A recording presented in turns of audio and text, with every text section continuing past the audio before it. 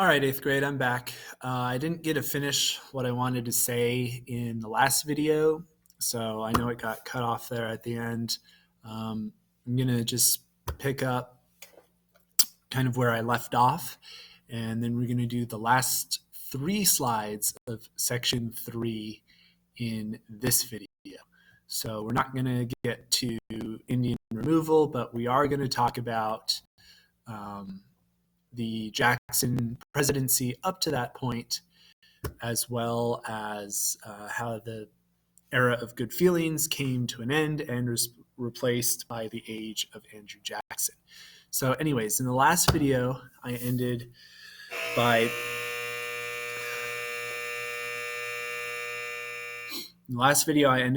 pointing out that when Jackson ran for president in the election of 1824, the Republican Party splits into two, and that officially ends the era of good feelings.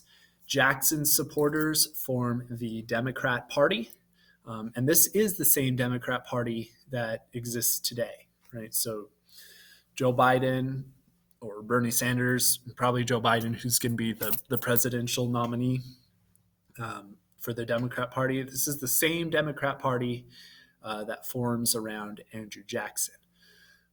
Although in 1824, it's unlikely that Andrew Jackson would have called himself a Democrat. Or if he did, I'm not aware of that. So Jackson's supporters are called Democrats, and the remaining Republican Party, the people in the Republican Party who don't support Andrew Jackson, form a new group called the National Republicans. Remember, this Republican Party is not the same thing as the modern Republican Party today, right? It's totally different. So the National Republican Party is going to come to an end pretty soon. The Democrat Party is going to persist. The National Republican Party is going to stay. So just a quick review. In the beginning, we have Federalists and Anti-Federalists. Federalists dominate American politics in the beginning. The Anti-Federalists are there, but they kind of dwindle. And the Anti-Federalists turn into the Republican Party, more or less.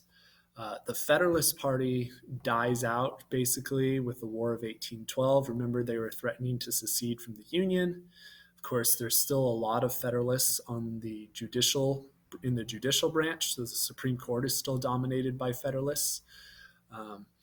Then we have the era of good feelings, which is basically just Republicans. And then we get to the election of 1824, and the Republican Party splits into two. National Republicans support John Quincy Adams. Democrats support Andrew Jackson. And we're back to a two-party system. All right. So Andrew Jackson loses the election of 1824. His followers form the Democrat Party because they're really upset about the direction that the Republican Party is going. They disagree with the views of what will be the National Republicans. And here's the idea that Jackson supporters and the Democrats kind of base themselves around, right? So they stand for the idea that participation in politics is for all white males, regardless of wealth, regardless of education. If you're a white male, you get to participate in politics. And the country's kind of moving in this direction anyways. So we're going to see in later elections, the number of people who vote in these elections, I think, triples. And that's because the states are slowly extending the right of suffrage. That means the right to vote. Suffrage is a word you need to know, to all white men. So a lot of states start to extend the right to vote to all white men. And in fact, some states are going to open up voting rights to other groups of people as well. But we'll talk about that later. Jackson and his supporters also strongly believe that the government is not to be trusted. They believe tariffs are bad. Remember, Who am I thinking of? Oh, shoot. Aaron, Matthew, Vicky, Samara. Remind me of who I'm thinking of. Oh, well, I forgot. One of the previous presidents, who's a Republican, thinks tariffs are really, really good, right? And they're necessary. Um, Shoot, it's going to bother me. Oh, well. And then they also think the national banks are really, really bad. So remember, I said Andrew Jackson hates the Federal Reserve, which is why it's hilarious that his face is on the $20 bill. Um, it's irony for you. Uh, so he believes national banks are really, really bad, and we need to kill the national banks because they have too much power. All right. Um, So states believe democracy requires you have to extend suffrage rights to ordinary white men, not just the educated, not just the wealthy, not just people who own property, but even poor white men should vote, and that everyone's vote should be equal. So the number of voters first doubles and then triples and then quadruples before the year 1850. We're going to have 4 times as many voters. And this is a big advantage to the Democrats because all of these new voters, or I shouldn't say all of them, but many of these new voters are poor white men. And they identify with the Democrat Party over the National Republican Party. Right? They do not like tariffs. They do not like the national bank. They distrust the government.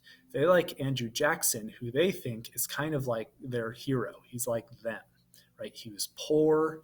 He's been attacked. There's a story about him getting attacked by a bear and winning. He's been shot a bunch of times. He was a soldier. He kind of pulled himself up by his bootstraps. They see Andrew Jackson as sort of their spokesperson, their hero. They see John Quincy Adams, who's this elite son of a former president, as some guy who just stole the election from them, just like the rich steal everything else from them. Right? All these new voters are going to support Democrats. And these Democrats convince other future voters to vote for Andrew Jackson. They convince them that spreading Jacksonian ideals is good for the country and it's good for them. So a lot of these new voters become very politically active. Some of them do join the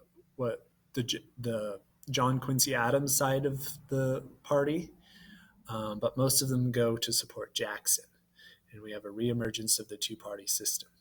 So the National Republican Party decides that it needs to reform itself to oppose the Democrats, and they form as an anti-Jackson party. They say, we don't like Andrew Jackson. He's crazy.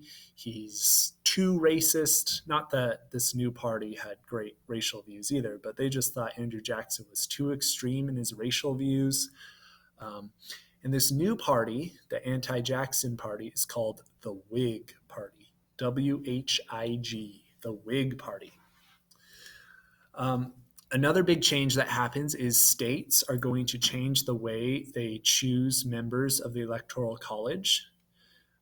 So voters, not the state legislatures, are going to decide who is a member of the Electoral College. Right? So this is going to connect the presidency more directly to the voters. So voters get to decide who is part of the Electoral College, not the state legislatures. Right? This is a really big deal because it makes the Electoral College more accountable to the voters in the states. Right? It used to be that the Electoral College members could kind of just vote for whoever they wanted, regardless of who the people voted for.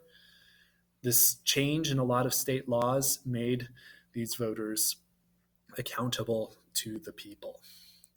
And then in a few states, free African Americans and Native American citizens are now able to vote.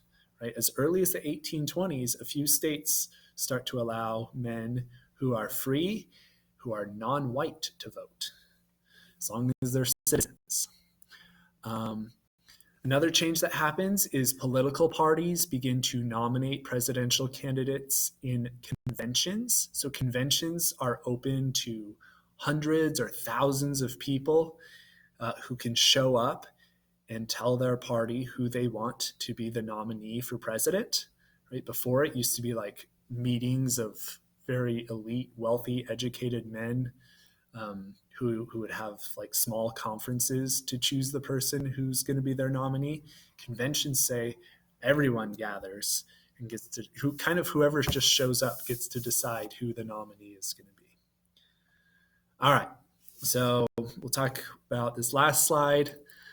John Quincy Adams only serves one term. All these new Democrat voters do not like him. They favor Andrew Jackson. Just a quick note, John Quincy Adams was popular in New England, where his father, John Adams, was very popular. He was popular among wealthy people, but he was not popular among wealthy people in the South. Wealthy people in the South actually preferred Jackson to John Quincy Adams. Jackson, on the other hand, is very popular among the poor, among the middle class, among businessmen, amongst merchants and traders, but he was very unpopular in New England. New England was, just like New England was Tom Brady territory, or used to be, I guess. Now Tampa Bay is Tom Brady territory. But New England was Adams territory, right? That's who New England belonged to. It belonged to the Adams family. Andrew Jackson was also very popular in the West and in the South. Now, what's kind of interesting is the story of Andrew Jackson's inauguration. So Andrew Jackson wins the election in 1828. He wins it really easily. I don't even remember who he runs against.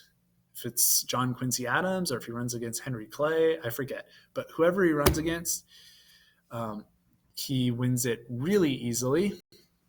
And he has this big party at the White House, so to speak. It's his inauguration, but it kind of turns into a party.